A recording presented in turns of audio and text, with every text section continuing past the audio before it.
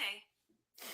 What is up, everybody? Welcome back to yet another live post-game show for the Kansas City Chiefs here on my YouTube channel. My name is Josh Fan of ShowMeFootball.com and ArrowheadAddict.com. And tonight I am joined by Michael Darcy of KC Sports Report to talk about what we just witnessed as the Kansas City Chiefs cruise past the Pittsburgh Steelers 42-21 to advance to the divisional round against the Buffalo Bills. But before anything else, Michael, how are you doing tonight, and what are your initial thoughts on this game? The Chiefs won this game in 3 quarters. It took 3 quarters, and yet everything that we said before the game came into existence. Yeah. And I have so many thoughts going through my mind, and honestly, it was so hard to get all these thoughts out of my mind that I couldn't record my own recap because so many things are just hitting me at once. Like what we just saw in this game, I'm going to draw a lot of comparisons to it. That had like 2019 wild card game comeback again, or divisional game against the Texans. That had that like energy to it. Like I know you weren't down by a lot, but 7-0 to the Steelers after you weren't performing, and then you just come roaring back. That was something that, we all knew that they were capable of, but this team is special, man. Like I don't even know what to say. Well, I was going to kind of say the same thing that you just said, which is that everything we talked about in our previews kind of happened in this game. And I said that the Chiefs can play a C- game and still win by multiple scores. I think they probably played what we would call C-, maybe B-, depending on how generous you are. But they did that, and they still came out with the win, and they won pretty handily. I mean, that really, for the first 1.5 quarters, it was just nothing on offense. It was like, oh man, it's going to be one of these games again. The Chiefs just can't stay out of their own way, and they couldn't for that first quarter and a half, and then they just explode. They score 21 points before the first half is even over, get the ball back as the second half starts, score again, and it was just an onslaught from there. Yeah, and honestly, like, how blessed are we to have Patrick Mahomes on our team? Like the fact that this man didn't put up a point in the first quarter, went on to throw for 3 touchdowns and like 240 by the end of the first half. Like this man went crazy. And honestly, he gets my MVP from this game. But Jerick McKinnon, man, Jerick McKinnon should be RB1 going forward. I said this on Twitter. He was like playoff Damian. That was playoff Damian in Jerick McKinnon. What he was able to do in the screen game, what he was able to do running the ball, the production that we got from him was insane. But the whole team produced on offense, defense, and if you didn't spot the Steelers a touchdown, this game would have been even worse. Yeah, that touchdown to TJ Watt, that was the moment in the game where I'm like, oh man, like it's going to be one of those grinded out games. This is going to suck. But then things started to turn up from there. But TJ Watt was their only form of offense at that point in the game. That said, though, with the offense, I mean, you said it, Patrick Mahomes, he absolutely went off tonight. 400 yards and 5 touchdowns. And by the way, I saw this stat on Sports Center. He is now the only quarterback with he has the most 400-yard 5 TD games of any quarterback ever. How crazy is that? And it's just casual to us. Like, I didn't even realize that. And to me, I was like, wait, really? Like, he's the only quarterback ever to have that many 400-yard 5 TD games. And yeah, I mean, he is. He's up there with like Peyton Manning, Dan Marino, Joe Montana, and like one other person I might be forgetting, but that's just insane. Also completed 30 of 39 passes. And then Jerick McKinnon, man, you mentioned it. He's my guy. I said he could be someone that ho-hums through the regular season, and then boom, big impact in the playoffs. And that's exactly what we saw tonight. He just had a better game than I've seen from a Chiefs running back in like 2 years. I mean, it's been that long. And I'm sorry. I know me and Michael have bagged on Clyde a lot, and we did in our pregame, and we said, we don't mean to pile on the guy, but man, it's been a while since we've got that kind of refreshing play from the running back position. I mean, Jerick McKinnon, 12 carries for 61 yards, and then added 6 receptions for 81 yards. that was about as impressive of a game as I've seen from him. And to me, I'm sorry, Clyde doesn't have a game like that tonight. And I really, really hope, because I feel like you can see it coming, Clyde's going to come back from injury and he's going to be thrusted in the starting role. He shouldn't. I'm sorry. You That's a cannot sin. justify That's a you can, sin. you cannot justify taking touches away from McKinnon and Darrell. And I know Darrell didn't do a ton tonight. He had the fumble and then you didn't really see him after that. He had the toe injury going in this game. And they're probably like, you know what? Jarek's got it covered. Darrell, why don't you just have a seat? But Darrell had an incredible regular season. So I still think he's a part of this rotation. So anyway, you can't justify taking snaps away from McKinnon and Darrell to give Clyde because he was a first round pick. It's just stupid. It cannot happen. It's irrational at this point. Like, what are you going to say? McKinnon in one game was like a big reason why you won. And honestly, like he adds something to this offense that Clyde can't do. Like his ability to run through guys is something that Clyde doesn't have. But he's quick, he's elusive. He made a couple jump cuts tonight where it just got me out of my seat. Like what he is able to do with the ball in his hands is another playmaker. And the Steelers had to do this later in the game. They had to double him. The flats weren't open at one point, and then Demarcus Robinson was wide open over the middle of the field, and he got an easy like 30-yard catch. Like that's the kind of stuff that opens up an offense and opens up really a lot of different stuff to go on. And I think that honestly, if we don't see Jarek starting next week, we got a problem. We got a really big problem because he gives you the best chance to win. And I wonder where it's been all season long. I pounded the table for this guy when we signed him and at the beginning of the year when we weren't really getting great running back play from anybody. And Jerick McKinnon only had 25 touches in the regular season. 25 touches.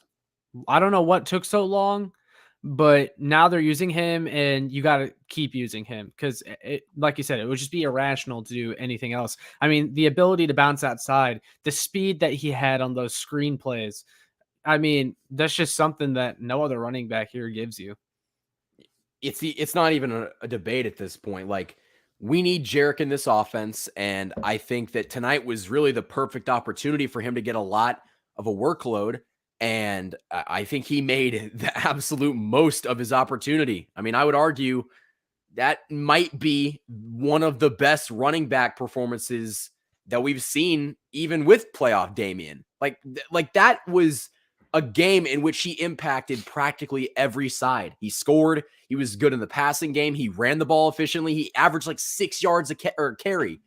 Like that's the kind of stuff that we see in the playoffs with great running backs. And I thought he was really good. Like he would be my MVP if Mahomes didn't go for 405.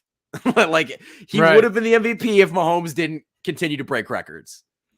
Right. Yeah. No, I loved what I saw from him and I wrote about him and I was pounding the table for him. And I'm really glad that he got this opportunity. But yeah, it says a lot that your cheap free agent signing from this past offseason is probably your best running back. Maybe a sign that you should invest in running back again. But there were other guys on offense tonight too that I want to spotlight.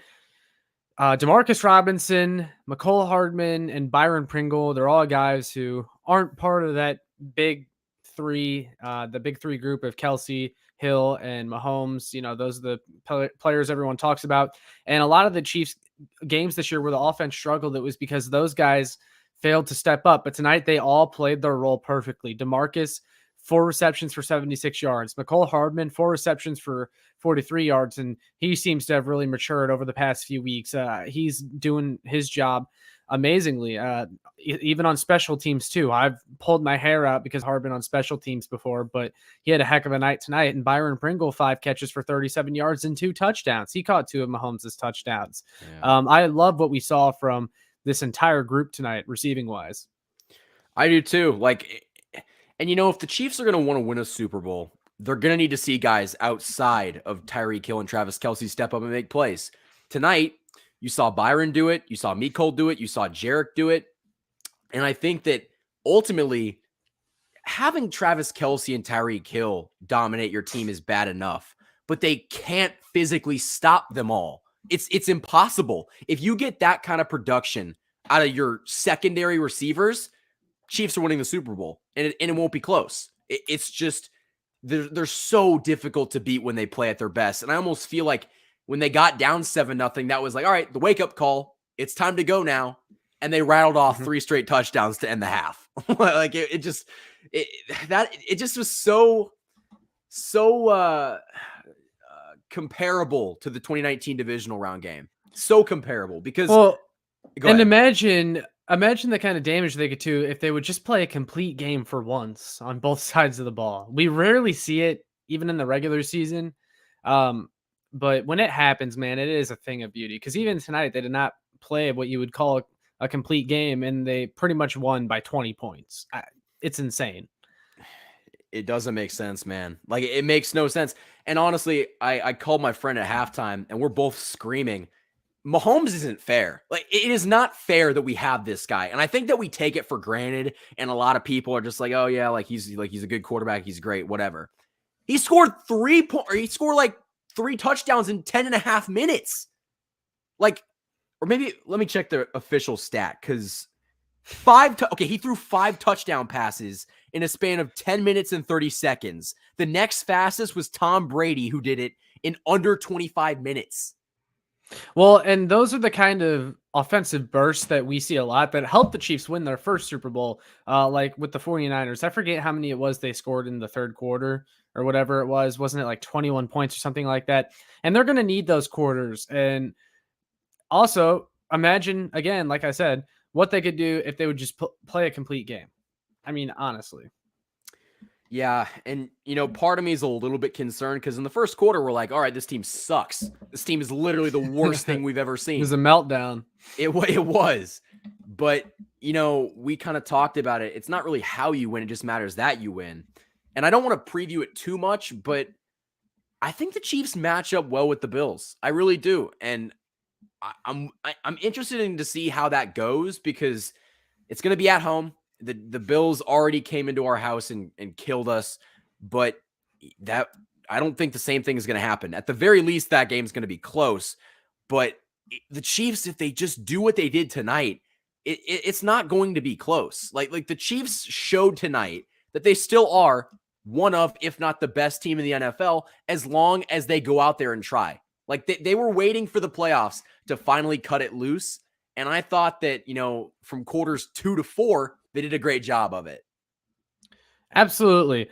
And just a reminder for everyone watching, we actually got a nice crowd in here tonight considering how late it is with the Sunday night games. But make sure you like, share, and subscribe so more Chiefs fans can find this. And you can always support the channel by donating through Super Chat if you're feeling generous enough. Also, how about Nick Allegretti's touchdown catch, a big man touchdown we saw in this game? And it's a good night for the Chiefs when they have a big man touchdown. We've seen them occasionally in the past, but we saw it tonight. And I actually saw, I don't know if you caught it, Michael, Patrick Mahomes, he did a sideline interview right after the game and said Nick Allegretti was actually his 5th option on that play. And Nick Allegretti threw down TJ Watt, the defensive player of the year, just casually threw him to the ground and caught a touchdown. I can't even believe it. Like, when they make a lineman eligible, it's going to at least be an option. But I don't think that anyone really expected Allegretti to just shove Defensive Player of the Year TJ Watt out of his way, turn around, and catch the ball. Like he had decent hands, honestly. But honestly, I thought that was a fantastic play. And then Kelsey threw a touchdown. But I want to get your thoughts on this because we're talking about a lot of the good, but something that really made me mad.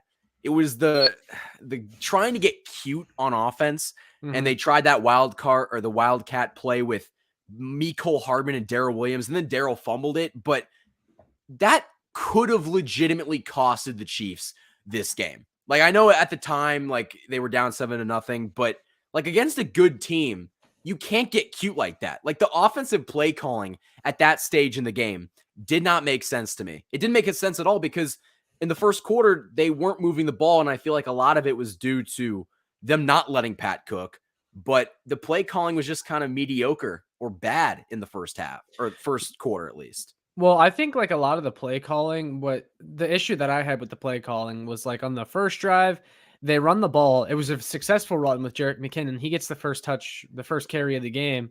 In the very next play, they throw a screen to McCole Hardman.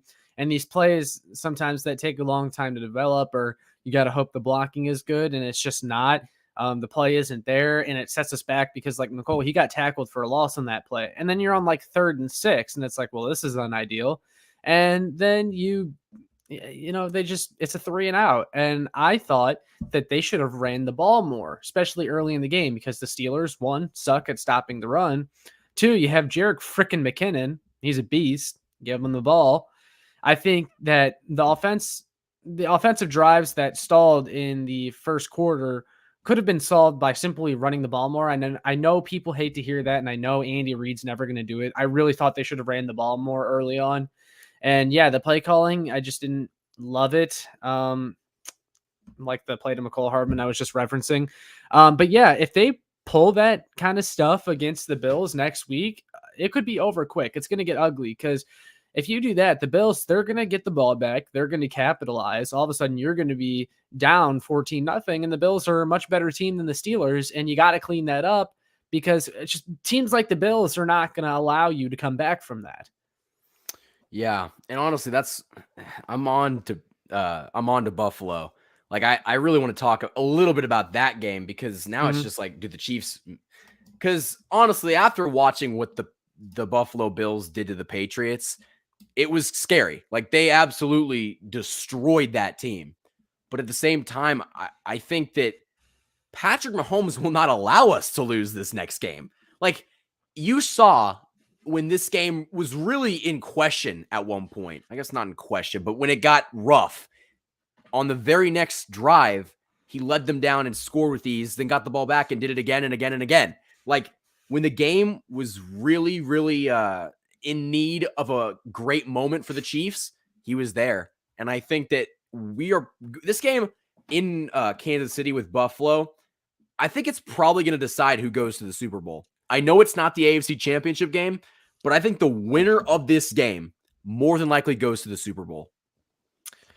Yeah, so number one, I think the Chiefs and Bills game is going to be a good one, and I agree with you. I don't think Patrick Mahomes is going to allow the Chiefs to lose that game. Obviously, I'm nervous for it, and anything can happen, and the Bills are a good team. I'm not saying it's impossible that we lose to the Bills. I just trust Patrick Mahomes, and I trust what we got going on in Kansas City. I don't think anyone's going to disagree with me there. And I think the team took personally what happened in week 5. I think they're going to remember that, and they're going to use it as extra motivation for this game, as if they didn't need more motivation given it's a playoff game. But you get my point. Like, this is a team that really, it seems like their entire season, whether it's successful or not, is going to be based on whether or not they beat the Kansas City Chiefs. The Bills, they built their team to go up against a team like the Kansas City Chiefs. And this moment is what they're hoping for. They want to take down the Chiefs, and they want to move on in the playoffs and hopefully win a Super Bowl. Yeah, I'm super looking forward to it, and I know we don't want to preview it too much. I know. It's exciting. But yeah, I mean, this is what you play for. I want to answer a couple questions real quick, and then we'll kind of get back to that. But because like I see this one, and I wanted to talk about it real quick from Lego My Ego. He says, "Was it me or was Ward getting smoked? We need to fix this." So it's funny because Ward's actually in position. The story of Ward's career is that he's always in position, but always gets mossed. It's because, one, he doesn't have great ball skills. Two, he's just not great at the point of catch. And these talented, bigger receivers, they give him trouble. Yeah, he's not a number one cornerback. The Chiefs kind of play him a lot of the time like he is a number one cornerback, and they put him on the other team's really good receivers. And it's going to happen. These teams, they're going to attack the boundary. They're going to go at the Chiefs quarterbacks like that. And they're going to convert some plays. But at the end of the day, I think the Chiefs defense has enough to get by. Someone also said, Chase, he says, one thing that got exposed is Mike Hughes sucks. Yeah. I find that funny. Also, Rashad Fenton, I don't know how you hurt your back in pregame bad enough to not be able to play. I don't know what's going on in pregame. The Chiefs got to stop getting hurt in pregame. But it sucks because when Fenton is not in the lineup, Hughes is their guy. And yeah, Mike Hughes isn't good. And I think Mike Hughes was like, I mean, they were going at him, and he was responsible for 2 of their touchdowns, I'm pretty sure. which that's the only amount of scoring they got on their offense. The rest came from us. So he was responsible for their touchdowns. And at a certain point, you you just kind of got to cut your losses and say, all right, we're missing some guys. But yeah, that's a really good question. Like, what are the Chiefs doing in warmups? Are they like, I mean, I've watched them before. Is it different? I have no clue. Just bad luck, I guess. Mm, I don't want to use transitive property to determine who's going to win the Chiefs-Bills game because I know people are like in awe of the Bills because of what they just did to the Patriots, and it was a perfect game from them and everything. But I just want to remind people that the NFL has been so crazy this season. Teams have been super inconsistent. Sorry, especially the Bills. I mean, the Bills, they acted like they won the Super Bowl there in week 5, and then they just were not that good. They've had bad games, and Josh Allen has had bad games. Anything can happen. You don't want to determine or predict who will win a game based on what that team did in their last game or in a game previously. I just want to remind people that the NFL has had a lot of parity this year. I'm not saying the Bills aren't a good team and they can't beat the Chiefs because they certainly can. And we've seen that they're capable. But, the Chiefs also are red hot. Yeah, the Bengals loss sucked at the end of the year. But, that was a fluke. they won 8 straight games. They won 9 of their last 10. And they just scored a touchdown on 7 straight possessions, basically, against the Steelers. I'm not that concerned. Like, yes, the Bills are a tough opponent. It's going to be an interesting game. But come on, guys. I mean, Especially like I go said, ahead. the Bills lost to the Jaguars this year, guys. The freaking Jaguars with Urban Yeah, and Meyer. you can make the case like the Chiefs lost some games that they shouldn't have lost, but they never lost to a bad team. Yeah, exactly. But anything can happen, and honestly, the officiating, which I hate to bring up, but it's been a problem throughout the playoffs, Yeah. specifically in that Raiders Bengals game. The Bengals Well, get a lot of favorable calls now that I think they about do. it. I saw a chart and I forget where it was from, but it said that the Bengals were one of the teams that were most helped by penalties this season. I don't know how they allowed Jamar Chase to get away with so many push-offs.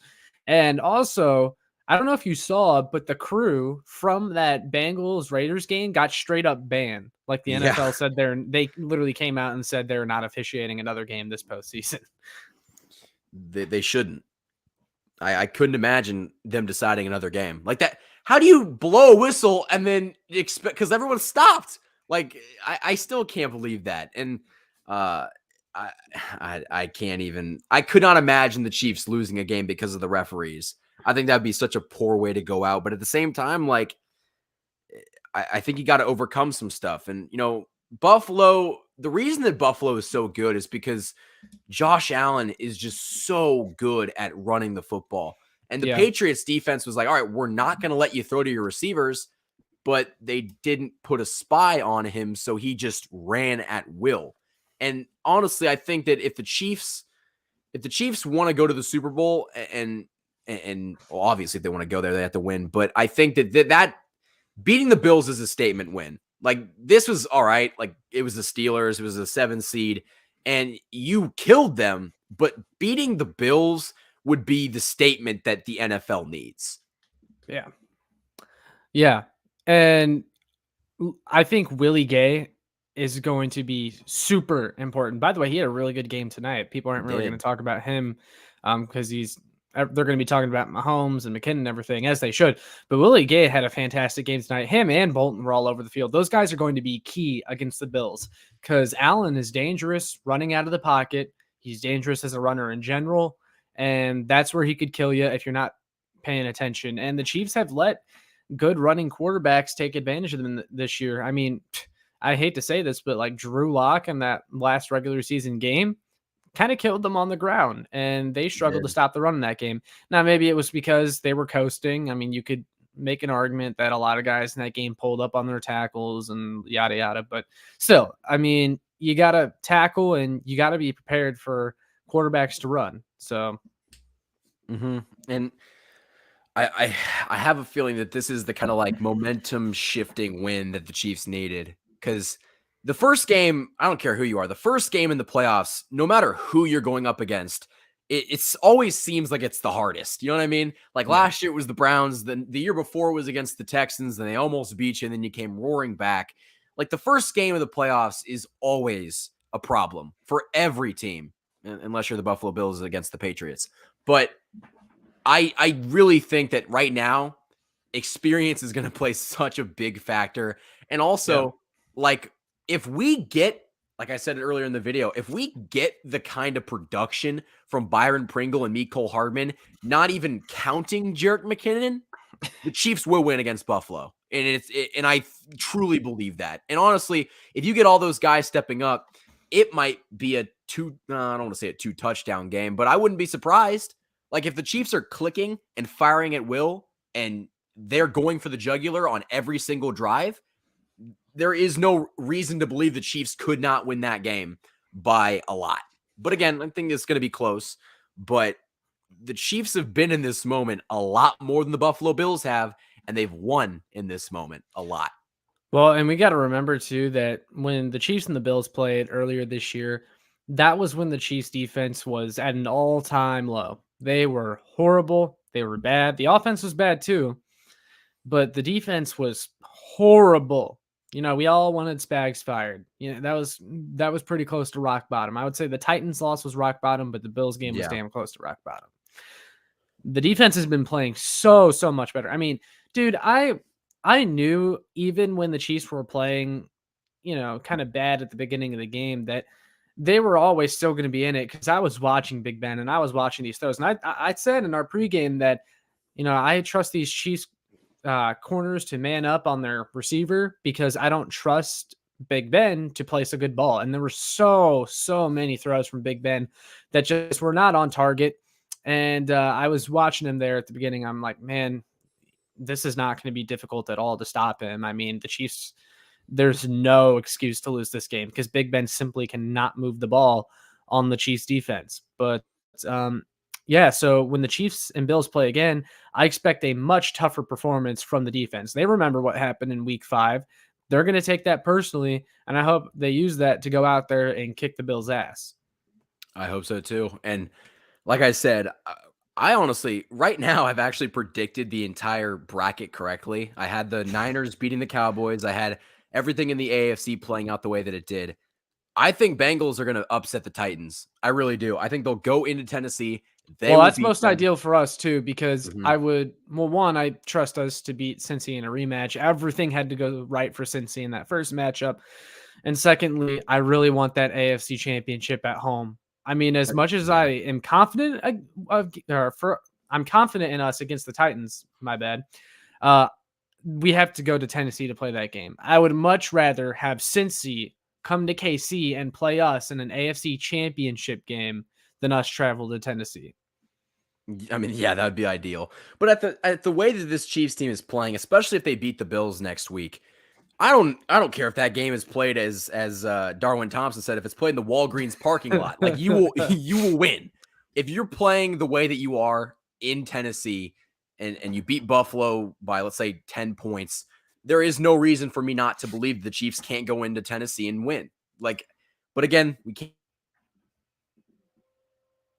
get ahead of ourselves. You know, a lot of Chiefs fans just kind of overlooked. I know I kind of did. They were just kind of an obstacle in the way of us getting to where we want to go. And now that obstacle is behind you, and you're going to have a really good opportunity to get back to another AFC championship game if you can handle the Bills next week. And I think that there's going to be a lot of key factors in this game. Coaching is going to be a big one because you can't get out coached for 4 quarters and expect to win. But also, I think, like most things in the NFL, your great players are going to have to be great.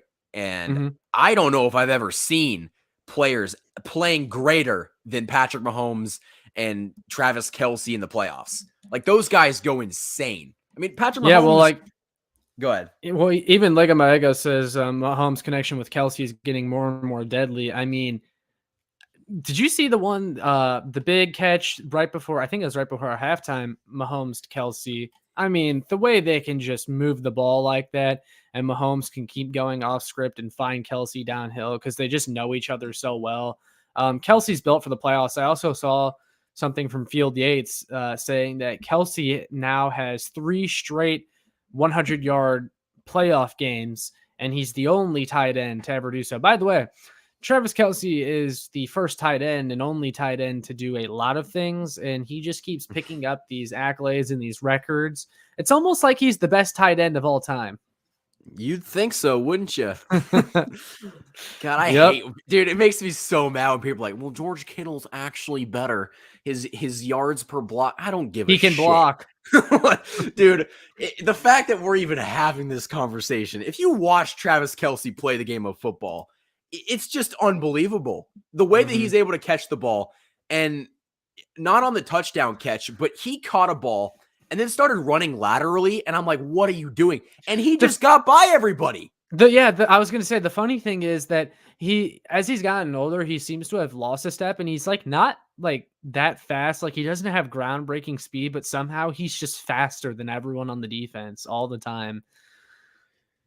Yeah. I don't know how he still does it. I don't, there's no rhyme or reason, but he was incredible tonight. And like I said, when we get up against the Bills and they come to our house with our crowd noise, and the cold's not going to affect them. Hell, they played in like -4, but the noise tonight was insane. You could hear it on the TV. And that's what's going to be important. It's important in these playoff games. The defense feeds off of it, so they need it. Well, and that's what I said against the Bengals, is that I felt like the defense would have played better if that game was an Arrowhead, because I felt like the pass rush wasn't great and the defense overall just really wasn't into it.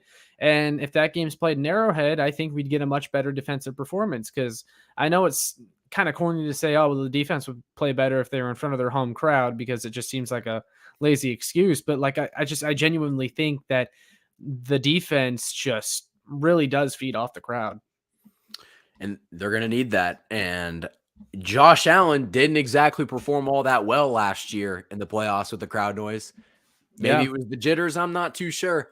But our DBs locked down their receivers. And we were never, I guess at one point we were down, but then they came roaring back and the game was never close after that. I don't expect the same thing to happen, but I think that if anyone is going into this game saying the Chiefs don't have a shot, I would not bet that. That sounds very arrogant, because this team, the focus that they seem to have after going to back-to-back Super Bowls, like Mahomes after the game was like, we didn't perform well enough. We are still focused on getting to the Super Bowl. If we don't get there, it's a bust. Like, it's unreal. I don't know if anyone in the NFL has this kind of laser focus, maybe except for Tom Brady. Well, and it's surreal for Chiefs fans to hear that from one of their players, that a year is Super Bowl or bust. Like, you know how many franchises would kill to hear a star player say that? Like, I'm sure a lot of players say that to their fans. Like, oh, this year is going to be a disappointment if we do anything but win the Super Bowl. But like, no, genuinely, like for a team that's consistently in Super Bowl contention, like it's just, don't take it for granted. But also, what was I going to say? I actually lost my thought. I was going to say something, but I'll let you add to that if you want. Well, really quickly, like the fact that yet this is quote unquote a down year for the Kansas City Chiefs. And they're still doing this. And this is what Chiefs fans, I think, understand. But if you don't listen to this, this is going to be what the result is every single year, because you have the best player on the planet. Like, this is why the Patriots were in contention so long. They had the head coach, they had the quarterback, and the rest kind of just follows into place. This guy's going to be here for a decade, another decade or more. Like the fact that we are going to be in contention every single year because of number 15, it's remarkable. Yeah, absolutely. And another thing I was going to say, I finally remembered it, is that don't be surprised when the national media this week comes out and they do that stupid thing they do with the Chiefs and every other opponent, where they hype up everything they have and they pick against the Chiefs, because it's going to happen. And people are going to talk about that week 5 game a lot. And they're going to talk, Josh Allen is better than Mahomes. He's had a better year. Mahomes has had a down year, yet he was still top 5 in just about every quarterback metric. And for how broken he is, he just had 400 yards and 5 TDs in a playoff. So broken. Yeah. It doesn't make sense. And honestly, at this point, keep talking. It helps us more than it hurts us. So keep talking. And if I have to be the leader of the hate train, I'll do it because they sure feed off of the hate, and it just works. But yeah, I mean, we're going to hear it all weekend. We're going to hear Skip Bayless talk about how, well, he's probably going to be crying about the Cowboys, but which, by the way, really quickly, why are you running a power with your quarterback when you have no timeouts? Like, that was the stupidest play call I've seen in a long time. I did not understand that at all. I don't know, man. I was actually kind of rooting for the Cowboys towards the end because I just wanted to see what the reaction would be if the Niners blew it. But not only did he run, but it got to a point where the run was going on for so long. It's like, dude, get down. Like, you need to get down. Stop running. Yeah. Unless you like think you're gonna score a touchdown, which he wasn't. There was no way. But then I also found it kind of funny. I don't think it's why they lost the game or anything, but the ref basically tackled Dak Prescott trying to get the ball lined up on the field so the Cowboys could run their last play.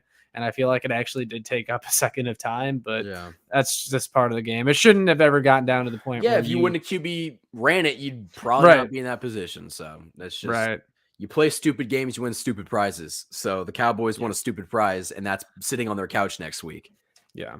I also got a couple other notes I want to talk about real quick, and then we'll kind of wrap it up. I can't be the only one that noticed this, and maybe this is just me looking for something to complain about, but Tyrann Mathieu tackling. Did you notice that at all tonight? Yeah, he whiffed on Freiermuth, or maybe a couple times. I can't remember who was it. There was one on Freiermuth where he just, dude, you got to stick your head in there. Like, he's never been known as a guy that, like, unless it's like a really big game, which you would consider this like a big game, I would think. And he just kind of, it was the weakest tackling attempts I've ever seen from him. You got to look at it though. At that point in time, I think they were up. That's kind of what I was thinking, which is why maybe I shouldn't hold it against him. But, that didn't sit right with me. And Tyrann's one of my favorite players. Like, I have his jersey, but I also thought Deontay Johnson, man, that guy could not catch the football. I know. Like, goodness gracious. Like, drop after drop after drop. Then he got called for, I think, a penalty or offside. Like, it was so bad to watch him play. And I honestly thought Juju played pretty well considering he came off of an injury. But, like we knew the offensive game plan coming in because Ben's arm strength was so bad. And, like, every once in a while you'd see Ben, like, try to air it out, and his accuracy on those long balls, he'd throw it out of bounds. Like, he would overthrow his receivers, or he would not even be able to hit them. The sad thing about Deontay Johnson is that he knows he has problems with drops. He had like the most drops last year of like anybody, and he worked so hard to try and like stop himself from dropping the ball. Like, I don't know if you saw on the broadcast, but they showed him doing those tennis ball drills pre-game and like just catching a bunch of passes, and it didn't matter. He just keeps dropping the ball. Yeah, I kind of feel bad for him. Yeah, and honestly, I think that with a different quarterback, one that's more, one that's more capable, they'll probably be fine, and he'll get in a better rhythm. Yeah, but I think at times just their inability to do anything on offense, like even when the Chiefs were down or weren't able to score, I wasn't sweating because that offense in Pittsburgh is so bad. Yeah. Like they couldn't, the way that we were able to just do what we wanted to do on defense, it's not fair. Like this game was never in question for me. At times they got down, but you knew that if you just put together a solid offensive drive, you would have won the game. Yeah. A couple other notes. Chris Jones, he came out of the game and was like in the blue tent. I know some people were concerned about that. I think they said that his helmet hit his eye, and he'll actually be okay. I guess they had to go through protocol with him and everything like that, just make sure everything was fine. He came back in the game after that. And then outside of that, no major injury concerns, which is always good. That was one of my concerns with the extra playoff game for the 2 seed, but the Chiefs come out of this one unscathed. That was important because everyone was like, oh, like the Chiefs don't have that bye to get healthy. And I would argue the Chiefs benefited from not having the bye. Like this is the kind of game that I would rather win. This is a tune-up game, and it's also, you faced a little bit of adversity, and now you know that the Bills will not be slouches. Like, if you needed any more of a reason to believe that, going up against this Bills team after you played a pretty good game offensively from quarters 2 to 4, I think that's going to give them a lot of confidence. Absolutely. Want to go over this comment with Core Productions real quick. He said the Chiefs don't lose to the same team twice. Bills, Titans, Bengals better not get too cocky. I'm not saying the Chiefs will, but I do think this is a really good point because they seem to answer the call once they lose to a team once. They did it in 2019 with the Super Bowl and the Tennessee Titans. They do it with a lot of teams. I mean, like when they lost to the Raiders last year. They lost to every single team in 19. They lost to the Texans regular season. They Yep. lost to the Titans, and I guess they didn't play the Niners. I guess they did. They lost to them in the preseason, so they ended up winning against every single team that they lost to previously. It is a trait of theirs. They step up in the second time around. Yeah, and I think a lot of people have a hard time to grasp that you can be great in the regular season. I think the Dallas Cowboys are probably a perfect example of this. You can win in the regular season, but something about the postseason, it's just different. You either have the quarterback for it, you either have the team that is good enough to win in the playoffs, and some teams don't. And I'm not saying the Bills don't have that guy. I'm not saying the Bengals don't either. But there's something different about the playoffs when you know that this game literally means who is going home and who is advancing. That's when the great players show up. And I don't know if there are greater players right now than Travis Kelce, Tyreek Hill, and Patrick Mahomes. Yeah, couldn't agree more. One last thing, Michael, how do you feel to be the team that sent Ben Roethlisberger on his way out with a loss? You know, that's a great conversation to have because my favorite thing that really just summed up Ben Roethlisberger's final year in the pros is Ben Roethlisberger came into the game, had nothing to play for. Chiefs were killing him. He said that too. and he decided to go down, try to score a touchdown, and Benjamin Neiman tackled Pat Freiermuth. They couldn't get in the end zone. Clock expired, and the Chiefs didn't allow Big Ben to get a final courtesy touchdown, and Ben Neiman was the guy to do it. Like that to me is just so hilarious because Ben Neiman is Ben Neiman, and the fact that he was able to just destroy Ben Roethlisberger's hopes and dreams of at least going out somewhat on top by scoring. No, he just ended it, and I laughed really hard when I saw. And they were trying to get that touchdown too, and I almost felt like, does Andy like let up and like let them score just to like, you know, like, is it a courtesy thing at that point? Yeah. But no, yeah, they stopped him. They didn't allow him get in the end zone. A lot of people I heard Michaels and Collinsworth on the broadcast. They're like, I'm sure these Chiefs fans tonight, they're the type, like, they get it. They'll cheer for Ben on his way out and everything. They respect greatness. And I'm like, I'm sorry. I can't stand Ben Roethlisberger, and I'm glad he's going to be gone. Well, actually, not so much, I guess, because he's easy to go up against, but I always hated Ben Roethlisberger, and I hated the Steelers for obvious reasons. Yeah, and honestly, I just kind of felt bad at times for the Steelers. Like, I really did. At some point, it just felt like Ben Roethlisberger had nothing left in the tank to give. And it kind of was sad seeing him going out like that. But hey, I mean, the better team won, and I can't complain because my team won. So, yeah, Ben Roethlisberger, great career. Some questionable off the field stuff, but yeah, you know, but the Chiefs sent him out, got great revenge from what happened in 2016. And it's just, it's great to see Patrick Mahomes in the new era kind of take out the old. Definitely. But that's all I got from this game. So unless you have any other thoughts, Michael, I'll wrap it up there. And if you would like, make sure you tell everyone watching where they can find you and how they can see some of your work. Sure thing. You guys can find me on Twitter. That's at KC Sports Report. You can find me obviously on YouTube.